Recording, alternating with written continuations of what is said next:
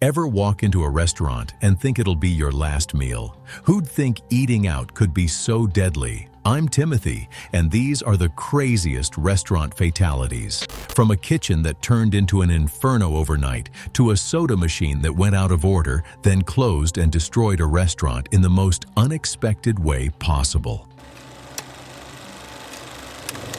It was August 14th, 2014, in a basement kitchen on a narrow commercial lane in Old Delhi's Old City district, and by 8:30 in the evening, the dinner service had been running hard for 90 minutes with no indication, at least from the dining floor above, that anything below was wrong. Harjeet Bedi was 41 and had worked kitchen lines in the Old City for close to 20 years. He was known in the neighborhood, not celebrated, just known, reliable enough that the restaurant's owner left opening protocols to him without direct oversight. Naeem Qureshi was 29, recently arrived from a town roughly 80 miles north. He had taken the position 3 months prior, was sending money home regularly, and had told co-workers he planned to have enough saved for a wedding by the following spring. And by the way, neither man had any documented history of workplace complaints or incidents.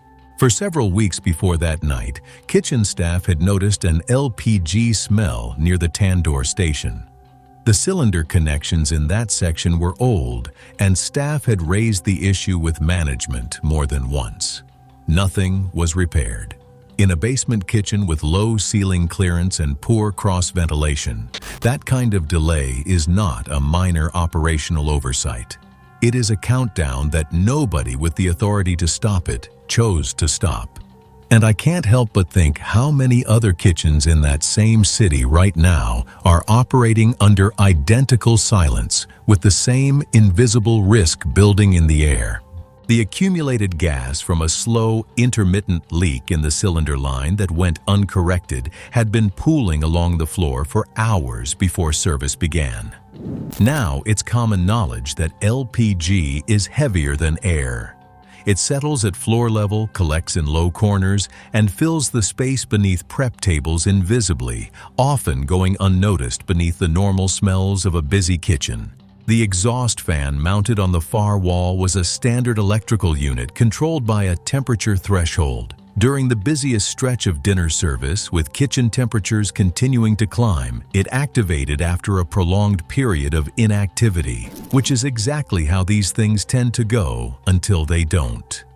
Around 8:40 in the evening, a kitchen worker observed Harjeet kick a damp rag across the floor in the direction of the tandoor station.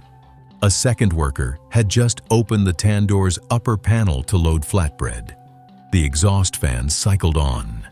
Investigators believed the most likely ignition source was an electrical arc from the exhaust fan motor, though it could not be conclusively confirmed. Accumulated LPG at floor level ignited into a near-instant flash fire, spreading through the flammable gas layer across the kitchen in under a second.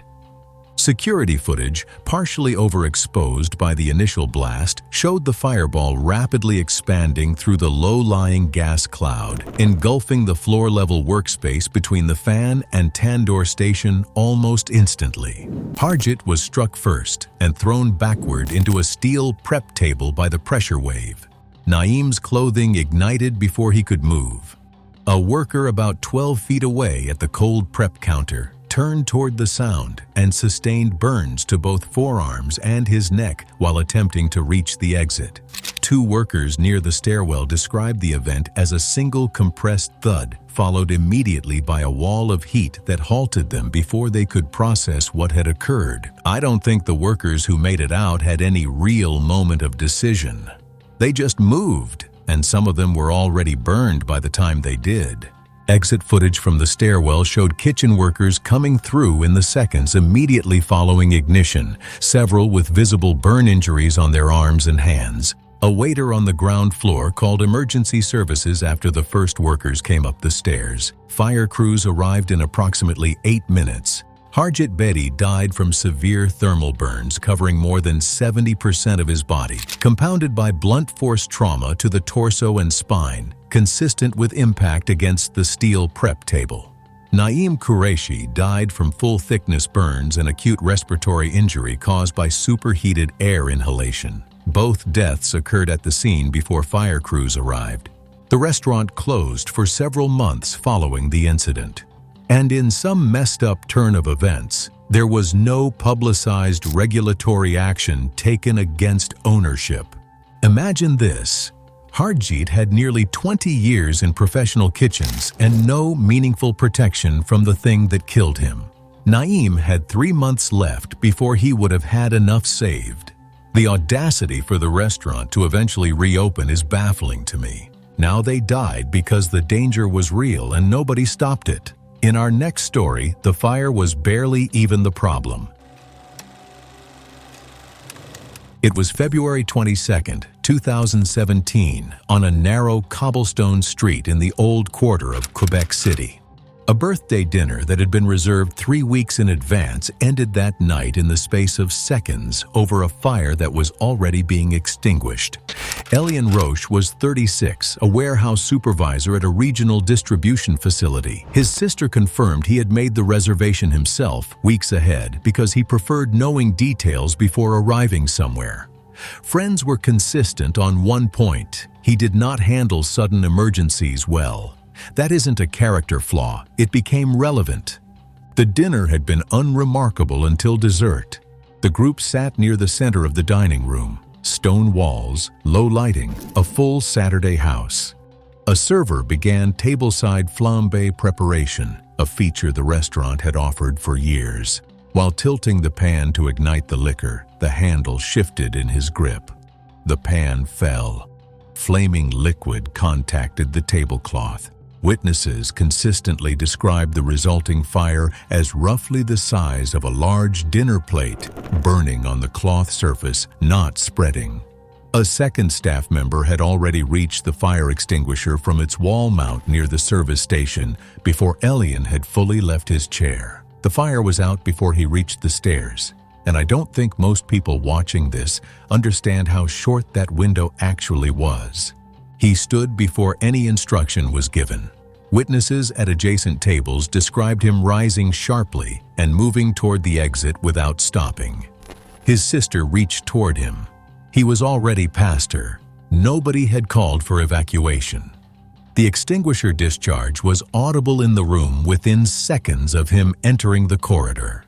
The exit led to a steep interior staircase descending approximately 14 feet to street level.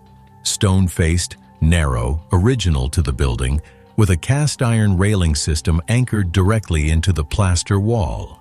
A bracket securing the railing protruded roughly 3 inches from the wall surface at approximately head height for someone mid-descent, consistent with non-flush historic railing mounting that likely did not meet modern egress clearance standards. Surveillance footage from a fixed lower-level corridor camera with partial upward coverage showed Elian entering the top of the stairs at full stride, his head turned back toward the dining room. He missed the first step. There was no dramatic fall. He pitched forward. His head contacted the cast-iron bracket approximately halfway down the descent before his body completed the rotation. A coat check attendant standing at the base of the stairs heard it before she saw him. He came to rest at the bottom of the staircase and did not move. The attendant knelt beside him immediately. The restaurant manager called emergency services from the host station. Paramedics arrived in approximately 6 minutes. Elian was transported to a regional trauma center and pronounced dead later that evening despite resuscitation efforts, with the cause identified as a severe temporal fracture with basilar extension of the skull, resulting in catastrophic brain injury. The restaurant remained closed during the investigation and reopened several days later after inspection clearance. The staircase hardware was subsequently redesigned to eliminate the protruding bracket. The server who dropped the pan was not charged, and I think that's pretty fair. Still, it's a little bothering knowing that he had arranged a birthday dinner for his sister. That is what he was doing that night, and it should have been the full cost of the evening. Our third story is what happens when you mix a love triangle with a deep fryer. It was November 3rd, 2015, in a family-owned seafood restaurant in Mobile, Alabama, on a Friday evening when the dining room was full and the kitchen was at its loudest, and something that had been building for months finally stopped building. Dario Velez was 19 years old and had worked the line at that restaurant for nearly 2 years. He was known among the staff as quick with his hands and quicker with his mouth, someone the kitchen leads trusted with prep, but who hadn't yet learned the cost of what he said out loud. He lived with his mother and a younger brother in a rental unit a few miles from the waterfront. He had recently told co-workers he was saving toward a culinary program at a state school the following fall. He still owed 2 months of back payments on a used car. Kalen Mirov was 22 and worked the fryer station. He and Dario had overlapped for most of those 2 years. Same shifts, same cramped kitchen, same server pool. The overlap that mattered was Tessa Wynn, a front-of-house server both men had been involved with at different points. Now apparently I've read that Tessa had briefly reconciled with Dario after a period of seeing Kalen, and the kitchen had absorbed all of it. The tension, the sideways looks, the arguments that stopped just short of contact. Workplace relationships follow a predictable arc that most people recognize only in retrospect. You spend more waking hours with coworkers than with almost anyone else in your life, and proximity does what it always does. Most businesses prohibit it for exactly this reason. Not because the feelings aren't real, but because the fallout lands on everyone around them, and a working kitchen is no place for unresolved personal damage. Co-workers would later tell investigators there had been at least 3 separate near confrontations in the weeks prior, none of which resulted in formal complaints to management. The Friday dinner rush had the kitchen running at full capacity. Orders were stacking. The noise level, exhaust fans, ticket printers, the clattering of sheet pans, made conversation difficult, but not impossible. At some point during service, Dario made a remark directed at Kalen in front of several kitchen staff. Witnesses described it as mocking in tone. The specific words varied across statements, but the effect was consistent. Kalen's expression changed, and it didn't recover. I think Dario understood that the situation between him, Kalen, and Tessa was unresolved. However, I don't think he understood how unresolved it actually was. Kalen did not respond verbally. He turned back toward his station. Several co-workers later said they believed the moment had passed. It had not. What followed was captured on the kitchen's fixed security camera, which provided a wide-angle, overhead view. Kalen moved to the fryer station and lifted a partially uncovered metal fryer oil transfer container actively in use during service, not sealed for transport. You know the kind used to carry rendered oil from the unit to storage. The oil inside had been heated above 350 degrees Fahrenheit during active service. The container held several quarts. He carried it approximately 6 feet across the kitchen floor, and instead of a clean throw, he suddenly swung and dumped its contents across Dario's upper body from close range. If you could see it for yourself, they said that the footage showed the motion was not impulsive in the way a thrown punch is impulsive. It was deliberate. A few co-workers began shouting a warning mid-motion, but there was no time to intervene. The oil made contact with Dario's neck, chest, face, and arms. Witnesses described Dario's reaction as immediate and sustained. Not a single cry, but a continuous, high-pitched scream that one-line cook later said she still heard in her sleep months afterward. Dario dropped to the floor and began attempting to remove his shirt. The oil had already penetrated the fabric. A prep cook near the pass-through grabbed the burn kit mounted on the wall and reached him within seconds. Another employee called emergency services from the kitchen phone. A third ran to the front of house and began clearing the nearest dining section. The ambulance arrived in approximately 7 minutes. Paramedics transported Dario to the regional medical center, where he was stabilized before transfer to a dedicated burn treatment unit. The treating physician's findings, in plain terms, indicated full-thickness thermal burns covering a significant portion of Dario's upper body, including critical exposure to the neck and face. Over the following days, the burns progressed into severe infection, developing into sepsis and septic shock, and his organs began failing sequentially under the combined stress of the injury and systemic infection. He died 11 days after the incident. He was 19 years old. Kalin Mirov was arrested the same evening and was later convicted on homicide-related charges. Tessa left the restaurant within weeks and declined all public comment. I can't get over the fact that the kitchen staff had absorbed months of signals that something was wrong between these two men, and yet the structure around them, the shifts, the schedules, the shared space was never interrupted once. Kalin chose to hurt someone. That's what separates him from the people in the next story. It was July 29, 2018. On a hilltop cafe along a winding road outside Chefchaouen, Morocco. It had that kind of tourist season noise that makes a place feel both alive and carelessly maintained. Sami El Idrissi was 13 years old and had spent most of the family trip with a sketchbook in his lap. His parents had brought him and the rest of their family from their home city for a summer holiday, and his mother later told local journalists he needed a window seat on every drive. He had filled several pages with mountain outlines and rooftop silhouettes before they reached the Hilltop Cafe that afternoon.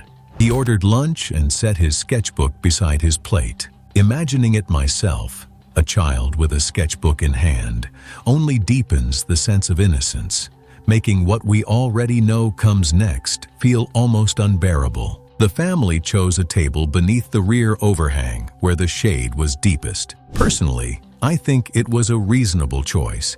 The terrace was crowded. July heat in that region was serious, and the overhang offered the most relief. However, a 132-gallon water tank sat on a wooden frame above the platform, with cafe workers later noting the support beams had been visibly sagging for weeks and worsening under continued load and heat stress. The condition was never formally reported or repaired, and the terrace was reopened to full occupancy despite the structural warning signs. What I can't stress enough is that the decision not to fix it was not dramatic or calculated. Someone saw the sag and moved on with their day. That is all it took. At quieter hours, staff had occasionally avoided seating guests directly beneath the overhang. But as the terrace filled during peak service, that informal caution was gradually abandoned.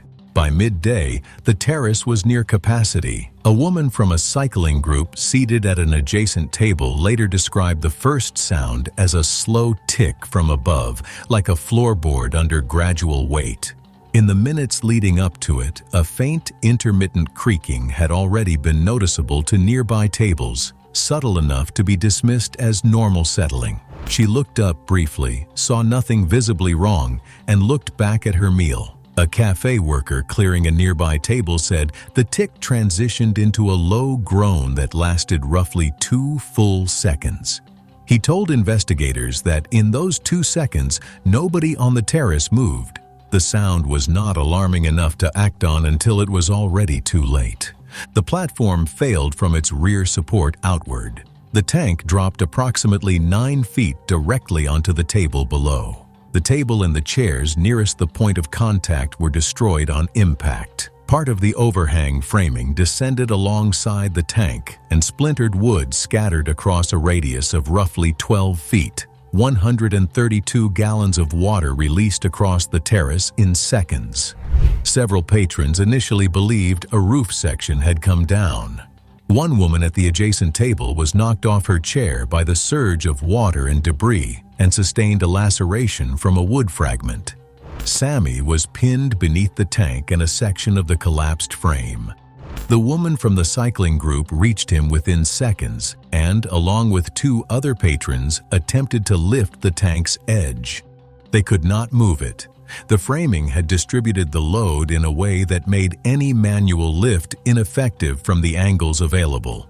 I don't think the people who tried to move that tank have stopped thinking about it. The cafe owner called emergency services from inside the building. Rescue personnel arrived in approximately 12 minutes. Sammy was unresponsive and still pinned when they reached him. He was pronounced dead before transport. The coroner's findings described the cause of death as catastrophic blunt force trauma to the chest and skull consistent with a high-mass direct impact. Multiple ribs had fractured inward. There was severe cranial damage at the crown and right temporal region. Municipal inspectors condemned the rear terrace and overhang structure within 48 hours of the incident. The cafe owner was subsequently charged with criminal negligence resulting in death under applicable law, a charge his legal representation contested on the grounds that no formal complaint regarding the platform's condition had been filed. I am not sure what a conviction changes for a family like Sammy's, but I know what it does not change. A kid's bright future cut short by negligence. For the next story, the warnings came early, they came loud, and the wrong person was listening for the wrong reasons. It was May 18, 2016, at a budget vegan canteen tucked into a side street off the main market corridor in Can Tho, Vietnam. Can you spot the last ordinary moment of a life while you're still inside it? Bao Nguyen couldn't, and neither could anyone who saw him eating at that budget canteen. Bao was 54 years old and ran a small motorcycle repair stall about a quarter mile from his home. He had worked the same trade for over 2 decades. His wife, Lynn, managed their household and occasionally helped with bookkeeping. He had no diagnosed medical conditions. What neither he nor anyone around him knew was that his liver had been quietly failing for some time, a condition advanced enough to have compromised his immune system in ways that would not have been visible to anyone, including him. He and Lynn ate a simple, inexpensive lunch at a familiar canteen near the market, choosing fermented tofu, rice, and shared sides before leaving shortly after as part of an ordinary routine. Unbeknownst to them, the tofu, or a shared side dish, had been cross-contaminated with Vibrio vulnificus, likely from contact with raw seafood rinsate or improperly treated water used in food preparation, combined with inconsistent refrigeration and poor monitoring. By the following morning, Bao had developed a high fever, repeated vomiting, and chills severe enough to keep him in bed. For most of the other customers who ate from the same batch, the illness was serious but survivable. But for Bao, given what his liver could no longer do, the Vibrio infection entered a body that had no real line of defense left. In an immunocompromised host with chronic liver disease, Vibrio vulnificus can cause fulminant septic shock within 24 hours. Now, here's, in my opinion, the most surprising part of this story. Lynn's response in the hours that followed was not irrational by the logic available to her at the time. She had watched her husband get sick after eating at a specific place, and her immediate instinct was that the canteen owed them something, an acknowledgement, a refund, accountability. What she did not factor in was the speed at which his condition was changing. By the afternoon of May 19th, Bao was confused, febrile, and struggling to remain upright. Rather than going to a hospital immediately, Lynn initially brought him toward the canteen to confront management directly. But staff members quickly noticed his deteriorating condition and urged that emergency services be called, rather than continuing the dispute inside the premises. I'll say plainly that I understand why she did it, but I think it cost him time he didn't have. Multiple customers stated he was visibly unsteady. One described him as swaying in place, one hand resting flat on the tabletop. Security footage recovered later showed Bao standing still for roughly 4 minutes before his posture changed. His knees bent slightly. His hand slid from the table. He went forward, face first, onto the tile floor without any attempt to catch himself. 2 people knelt beside him. One attempted to turn him onto his side. His skin, witnesses said, was pale and damp. He did not respond to his name. Lynn reached him within seconds, and the dynamic in the room shifted entirely. The confrontation was over, replaced by something much worse. Emergency services arrived and began immediate intervention on site before transporting him to the hospital. Despite these efforts, Bao died that evening in hospital from septic shock, a systemic bacterial infection caused by Vibrio vulnificus that had entered his bloodstream, overwhelming a liver and immune system already in advanced failure. 3 other customers from the same meal period were hospitalized and survived following aggressive intravenous antibiotic therapy. Health inspectors closed the canteen within 48 hours after confirming a cluster of related cases and identifying cross-contamination risks and cold storage failures affecting prepared foods.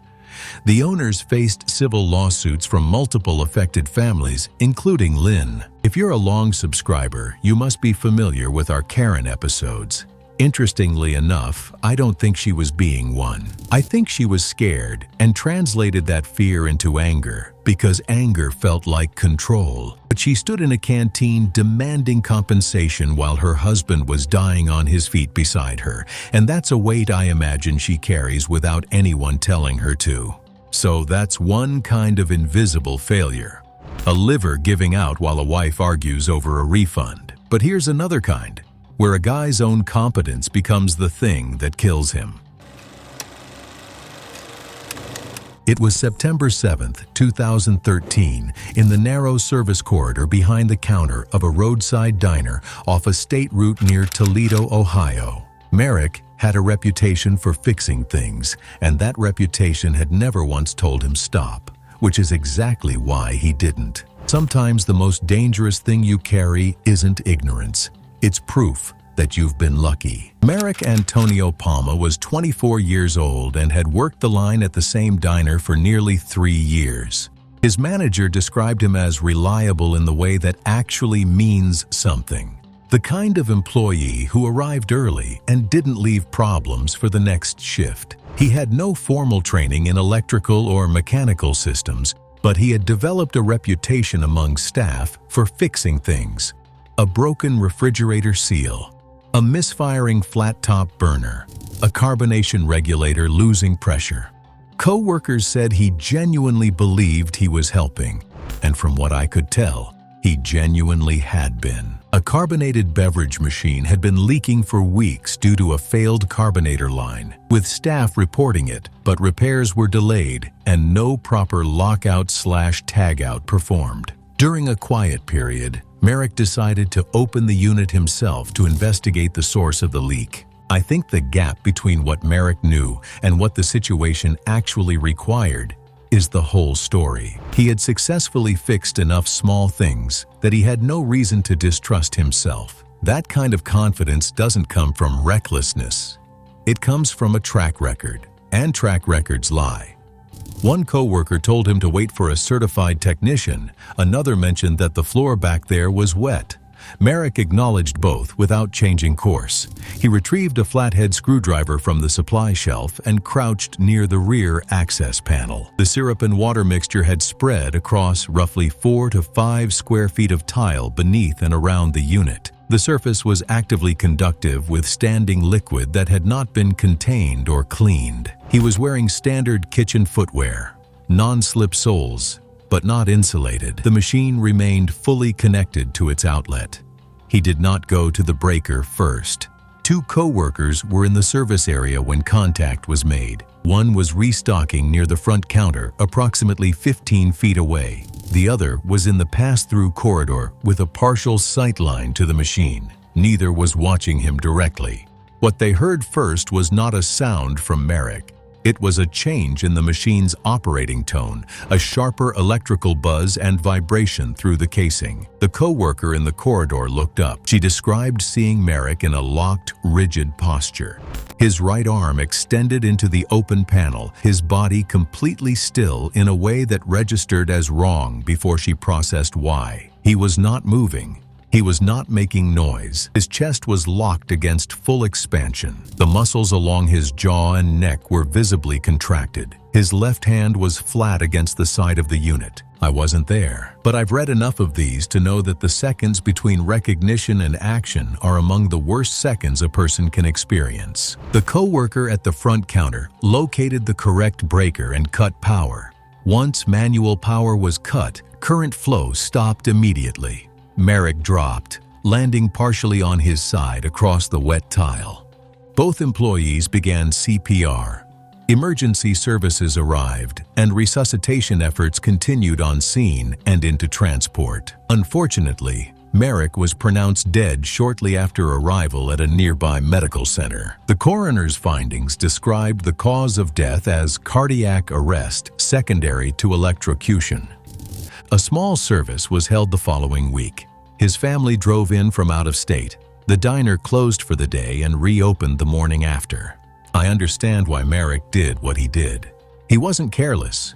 He was competent enough in unrelated areas to believe this was within his range, and no one had ever given him a reason to think otherwise until this moment.